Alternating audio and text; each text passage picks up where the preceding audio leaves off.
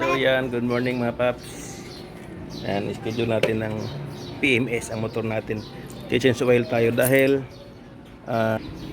yan o, 28,000 na yung takbo niya. And huli ko itong change oil, 18,000. So yan, medyo kumunti na rin ng oil yan. Hindi na umabot sa gitna. Dapat yan gitna eh. So kailangan natin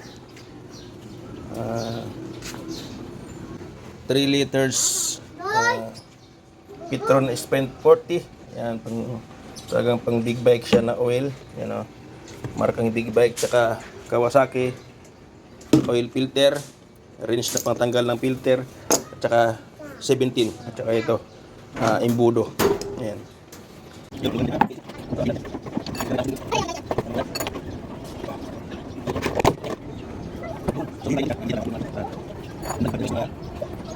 So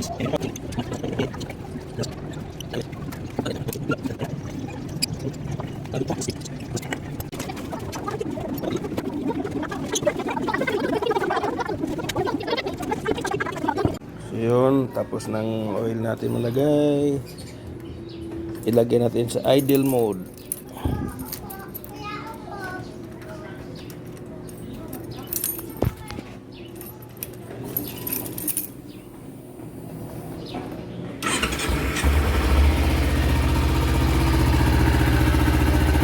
Yun, suabing suabe ang andar.